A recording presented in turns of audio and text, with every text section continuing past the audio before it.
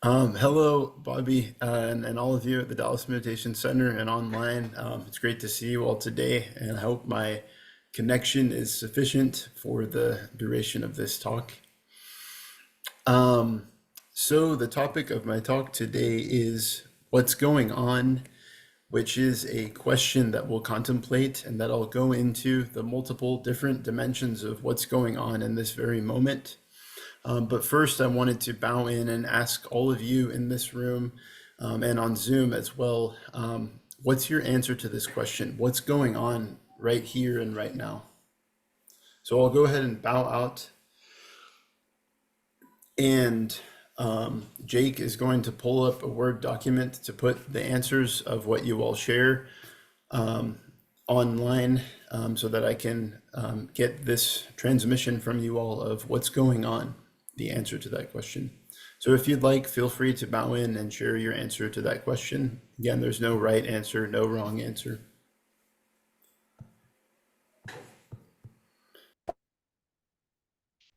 I'll bow in. What's going on for me is incredible sense of stillness and peace and love. It's a wonderful moment. Bowing out. And then bowing in. It's everything and nothing at the same time for me. And then bowing out. Jake bowing in. I feel like this is the deepest meditation I've had in a while, and I feel really good.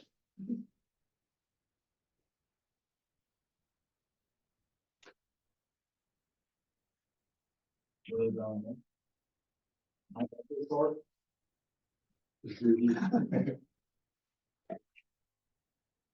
Jam buying, clarity and the confusion at the same time.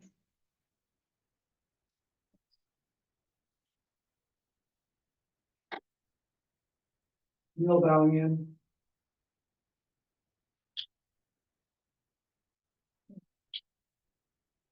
Thoughts about a meeting I'm having tomorrow.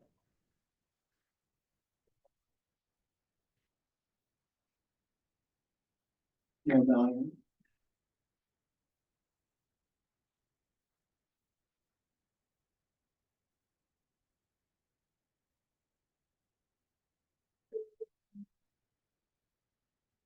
I'll give a very literal answer. We're sitting, we're listening, we're breathing.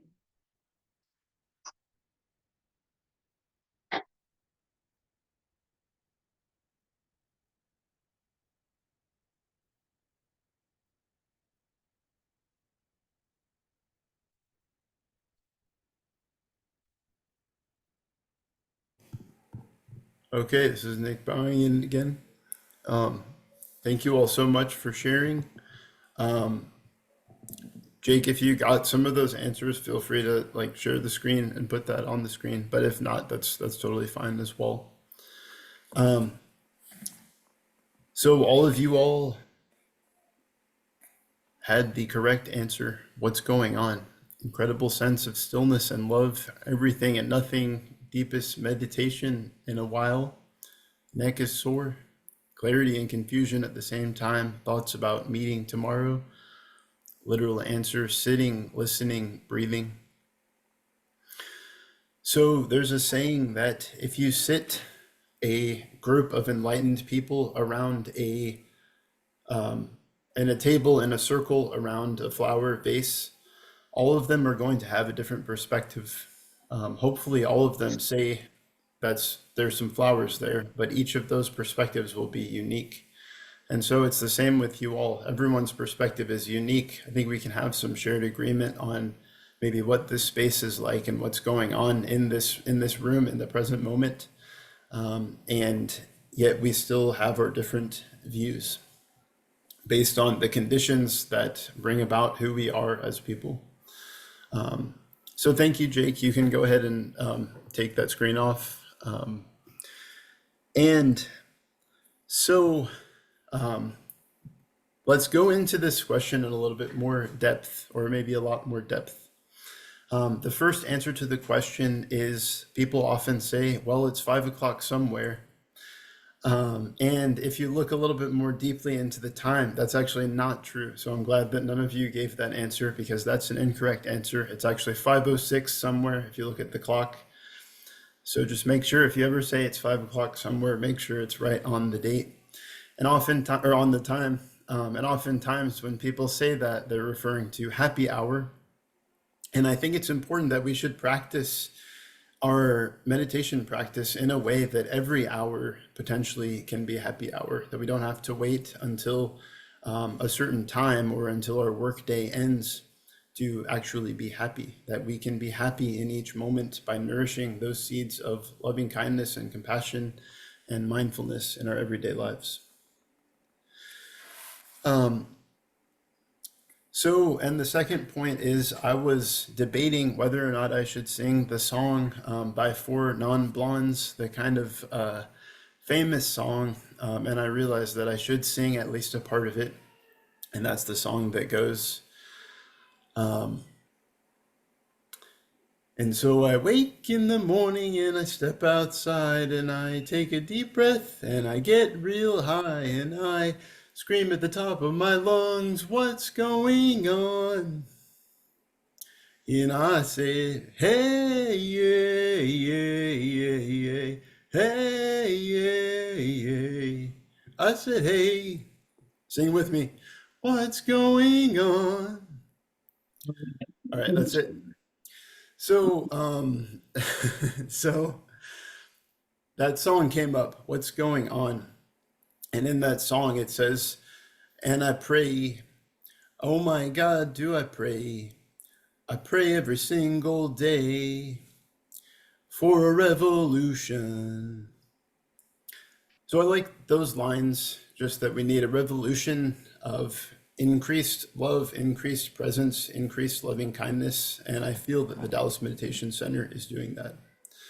So again, let's go into the different dimensions. So in Buddhism, sometimes you'll hear the phrase that there's 10 directions.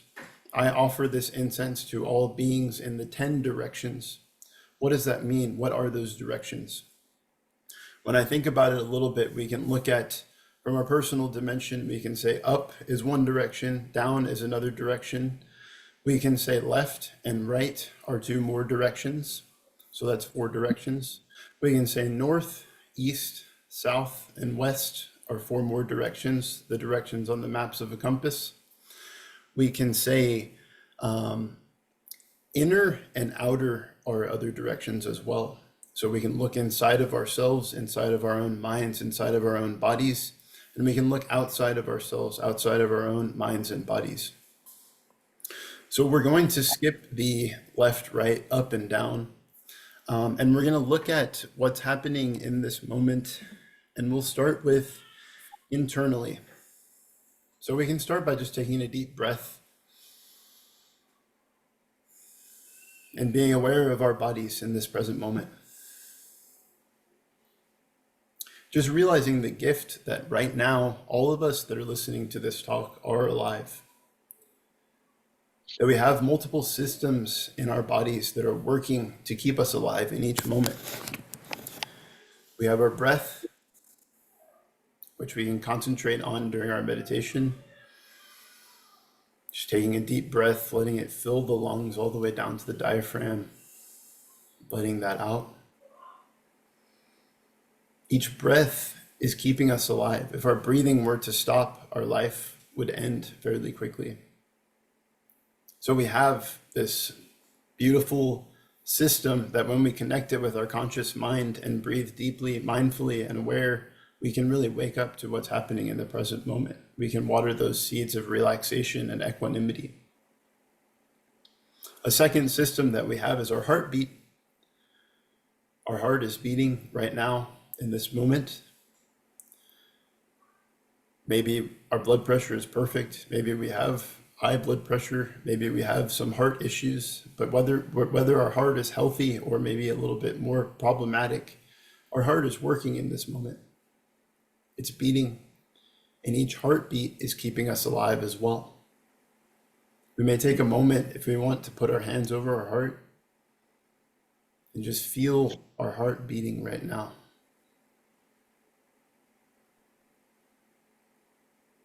Each beat of our heart is supporting life. Each beat of our heart is pressing blood all throughout our body system so that we can use all the parts of our body. It's very special. And in my deep meditations, I've often felt that heartbeat, and you can feel the tingling in all parts of your body, and just noting that that energy in the heart is pumping, keeping us alive in each moment. We have various other systems in our bodies. We have our kidneys, which are filtering our blood, keeping our blood fresh. We have our liver, which is filtering the fluids in our body. I believe I may be incorrect about that. We'll see. We have our skin, which is our largest organ that's protecting us from all kinds of illnesses and diseases. And we also have our digestive system, which is helping to transform our food that we eat, food that we ate in this present moment. We probably have some food that's digesting, and that food is transforming, and the digestive system is helping to take the energy out of that food in order to supply our bodies with life so that we can keep going. So those are just a few of the systems we have in our bodies when we look internally. We can also look internally into our minds, which is often the core focus of meditation. What's going on in my mind right now? So just take a moment, take a deep breath, and just notice what's going through your mind right now, focusing on maybe the thought streams or what you notice in your mind.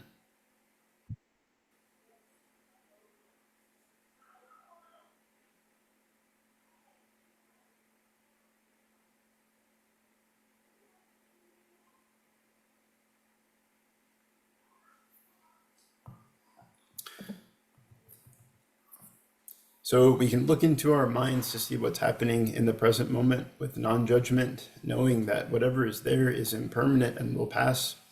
But we can also cultivate those seeds of loving kindness and compassion and mindfulness, and those can grow stronger over time.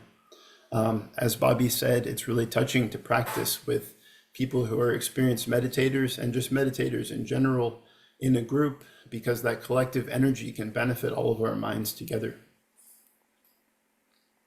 And in this very moment, those tears that Bobby cried are transforming into bodhisattvas in some way.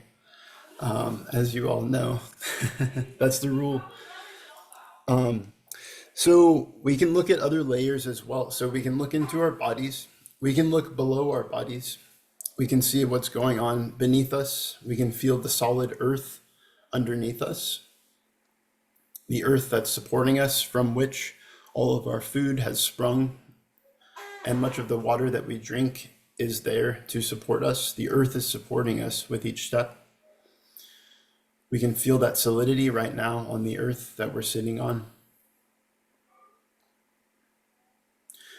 We can even look deeper underneath the earth, underneath the concrete. We can see that there are animals and beings there that are decaying underneath the earth. And that decay is also kind of like the digestive system in our guts, transforming into living soil that can benefit the new plants that are coming along and growing. So we can see underneath the earth, there's rabbit holes, there's living beings in there, there's worms crawling around. And there's also what we call dead beings that are also being transformed into a new life in the soil. So we can go deeper than the earth's soil. We can maybe look at the tectonic plates that are underneath the earth and see how those are moving or maybe staying more still. I have a sense that they're always somehow moving in some way. And then the earthquakes occur when those tectonic plates brush up against each other and cause a rapid shift in the earth's foundation. We can go deeper than those massive tectonic plates that are moving, and we can see the heat in the earth's core, just this heated ball of energy that's at the center of the earth, there boiling, keeping things warm, doing whatever it needs to do, or maybe just being this presence there at the center of the earth, like a heart. So we can go down from our bodies all the way into the center of the earth. And then we can also go upwards. So we can look at the things that are above us. We have the ceiling above us. We have the trees outside. The trees that are growing big and strong that also help support us in our life. With each in-breath, we breathe in that fresh oxygen. With each out-breath, we breathe out that carbon dioxide. And the carbon dioxide gets traded with the trees. The trees breathe in our carbon dioxide and they breathe out fresh oxygen for us to breathe. And the trees are there waiting to bloom and blossom if they haven't started already down there in Texas. In Illinois, they haven't started yet. There's still a little bit of snow on the trees from the snow that we had this morning. I thought it was the summer on Friday when it was 70 degrees, and now we're back in winter again. But in this moment, it's somewhere around spring, end of winter. And there's a lot of potential associated with this time period of all the green that's waiting to spring up. In a few weeks, everything will be green everywhere. We can feel the abundance of life. But right now, that's just a thought in our minds as we sit with that potential. We can go even higher above the trees. I learned a while ago that there are invisible clouds of insects that are floating around higher up into the atmosphere, that are floating miles and miles above us and transporting themselves. So there's invisible clouds of billions of insects floating around. There's birds as well floating, making their journeys. The Canadian geese are migrating back north to where it's cooler. And birds of all sorts and planes are flying around up there. The clouds are forming. We can even go higher into the planetary structures so we can look at the sun. After a morning meditation a few weeks ago, I was watching the sunrise through the window, and it really dawned on me that the sun, we've heard this through astrophysics, but the sun is staying still and the earth is twisting around it, turning around it, and that really we're kind of falling into the sun rather than the sun rising above us. And in this very moment, we have to understand that the sun is always rising somewhere. Everywhere around the world, there's a sunrise at some point. The sun is passing along, or the sun is staying still, the earth is rotating, and the sun is always rising at some place, at some point in the earth. In this very moment, there's a group of people watching the sunrise. The sunrise is rising over their town, their community, their city. The sun is also constantly setting as well. In any given moment, there are a community of people, a group of people, millions of people watching the sunset. I think that's pretty special to understand that. The sunset is such a poignant, potent moment of awe and something that can naturally bring us into a state of mindfulness. And that's happening all the time.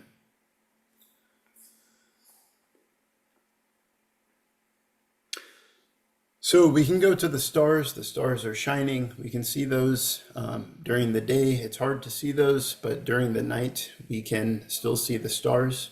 Maybe some of you saw the lunar eclipse that happened the other day, but the moon is out there somewhere floating around, that lone satellite, as well as the many human satellites that are floating around, helping to connect our cell phones so that we can have this interconnected internet world all throughout the varying cultures and continents of the planet. So let's go back into the human realm. So we're coming back here. We can look outward in this direction into the human realm. What's going on in the here and the now? So we can start right now. I'm sitting in this room talking to you all, and you all are listening. And I still consider this one of the greatest privileges in my life, to sit and to talk and to converse with people that are coming out of meditation in that state of mind that's very focused and centered, and to have an audience that's very present in order to listen to what I have to say. That helps to motivate me to want to give something that's good enough to meet that energy of mindfulness and presence that is there. That's a gift that you all are giving to me by being attentive to what's happening in the here and now. It's a very special thing. So we can move outside of the Dallas Meditation Center. We can see that in this world, there's probably millions of people right now that are driving their cars, perhaps a billion people. I'm not going to get these numbers very right, but I'm pretty sure that these activities are happening that I'm going to list. So people are driving, people are eating, people are watching sports, people are perhaps meeting with their families in degrees of enjoyableness. People are playing video games. People are watching movies. People are outside in nature, hiking, walking, enjoying themselves outside, spending time with their animals. We can also look at the realms of human suffering that are occurring. We can think of, in this present moment, there are millions of people that are struggling with chronic illnesses in some way. People that are experiencing various forms of pain and uncertainty. People that are dealing with conditions that maybe don't have a clear cure or a clear answer. And maybe if there is a clear cure, maybe they don't have access to those resources to get that cure. So there's a lot of people that are suffering from the ordeals of illness. We can look at people to a further extreme of illness. There are people that in this very moment are breathing their last breath. Every day, thousands and thousands of people are living their final moments on life. We can even breathe in and just let our hearts open with compassion, noting that there's thousands of people in this very moment whose lives are ending.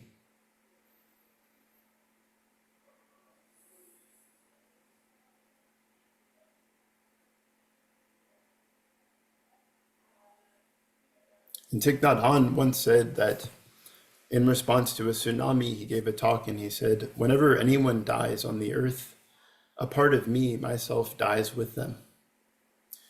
And whenever I live with all those beings who are still living.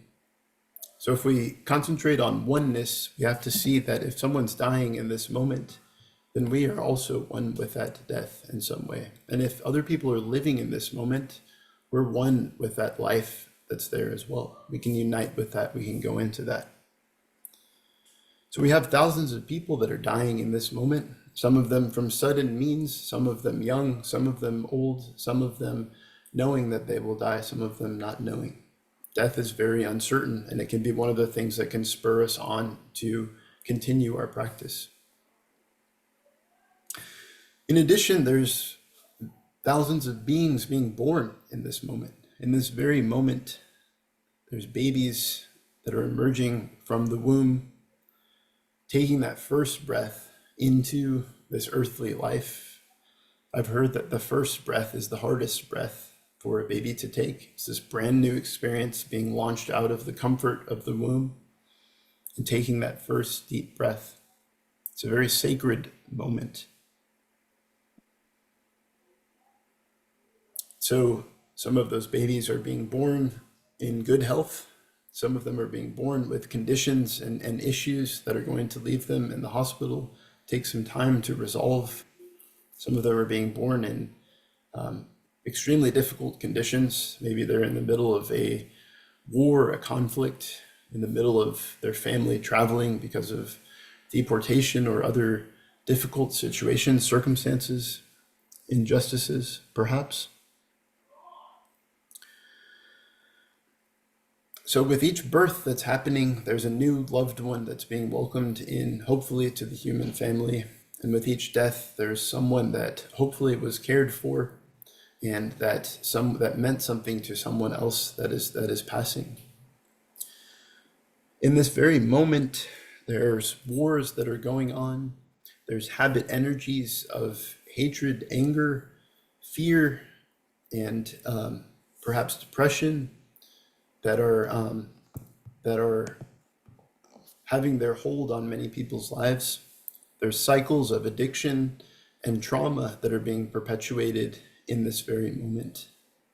So in the Dallas Meditation Center, it's wonderful to be cultivating this stillness, and we can bring this out into the world of human suffering and difficulty. We have to see that in a lot of places, people don't have access to this practice of stillness, of understanding. So it's a beautiful thing that gives me great gratitude to be with you all and to have found this path of practice that helps us to cultivate this equanimity that we can use to embrace our suffering. Some other things, when you envision these habit energies of anger and hatred and violence, you can think of the millions of people that kind of those energies have sway over them in their lives. Whether it's just in a brief moment, or whether that's kind of the tone that their life takes of anger and violence and hatred. It's a very powerful energy that can cause people a lot of suffering and kind of leaves them in this unconscious state. And it's a vast energy that's there in many nations, in many cities, in many homes. We have the numbers of homeless people who are without homes are larger, seems to be growing larger. The people that are spending more and more time in prison and on death row seem to be growing as well. So in this very moment, there's people out there that are struggling to see if they're going to get something to eat for the night, that are going to be living on the streets, and that are victims of the streets and the suffering and pain that goes on in the streets. The victims of the situations in the prisons, whether or not it's just for them to be in the prison system, there's still a lot of people out there that are struggling in the prison system. And in America, we have the largest prison system in the world. So when we talk about peace and presence and loving kindness, we can apply that to ourselves. We can cultivate those qualities, and we have to also cultivate fearlessness in terms of being able to look into the suffering and the difficulties that beings experience in their human lives. And we have to be able to be awake and alert enough to do something about that, to try to contribute in some way that can benefit the lives of beings. There's various other problems and issues that I haven't even touched on, but there's many, many things that are happening to beings that are potentially getting in the way of their ability to feel that sense of happiness, joy, peace, and understanding and love. So I just wanted to touch on that. On the flip side, in response to that, or potentially because of that, there are also very good things that are happening in this moment, very wholesome things, very happy things in this moment. There are people that have cultivated seeds of happiness, of joy, even in spite of their difficulties. I often go back to the examples of Thich Nhat Hanh and perhaps the Dalai Lama, who experienced their people being massacred and experienced a great deal of injustice and experienced being put into exile away from their native lands. And still they were able to cultivate those seeds of happiness. So we have to know that it's possible to cultivate those seeds of happiness, even though there's tremendous suffering around us.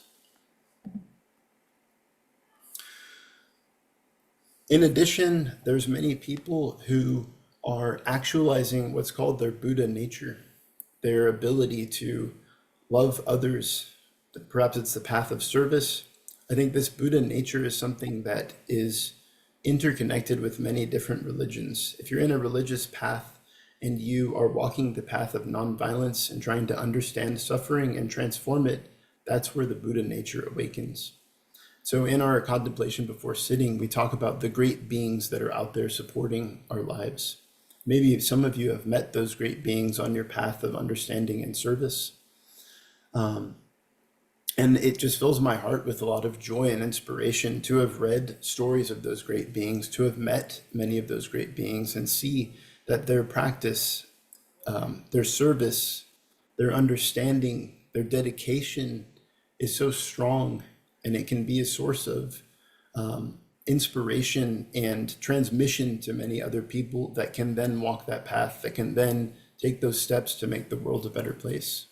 It's extremely inspiring, and it can serve as a counterweight to that despair that might occur when we look at all the suffering that's going on in various circumstances in various ways. So there's those people with the Buddha nature, and I have two closing comments. The bulk of this talk was drawn out of a meditation that I wrote, or that I came up with, that's a deepening of a children's book that I wrote, that I read to my daughter a few weeks ago. And in addition, I gave a shorter version of this talk when I was online for the 14 mindfulness trainings. And I was reading the 7th mindfulness training. So I would like to read this to you all right now. The 7th mindfulness training is dwelling happily in the present moment. Aware that life is available only in the present moment, we are committed to training ourselves to live deeply each moment of daily life. We will try not to lose ourselves in dispersion or be carried away by regrets about the past, worries about the future, or craving anger or jealousy in the present. We will practice mindful breathing to be aware of what is happening in the here and the now. We are determined to learn the art of mindful living by touching the wondrous, refreshing, and healing elements that are inside and around us in all situations. In this way, we will be able to cultivate seeds of joy, peace, love, and understanding in ourselves, thus facilitating the work of transformation and healing in our consciousness. We are aware that real happiness depends primarily on our mental attitude and not on external conditions, and that we can live happily in the present moment simply by remembering that we already have more than enough conditions to be happy.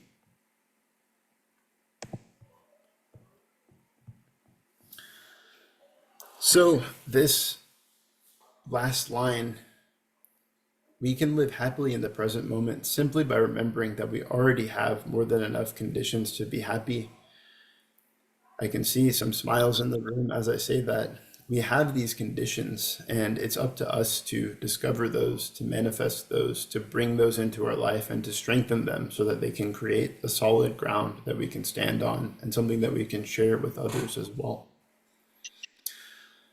So I was debating singing the song by Marvin Gaye, What's Going On, to close, but I'm not going to do that. Perhaps if we have time at the end of sharing, maybe we can pull it up on the screen and we can all sing it together. But that's going to conclude my Dharma talk for today. So thank you all so much for listening. Thank you for your presence, and I'm really looking forward to hear what you all have to say. So this is Nick bowing out.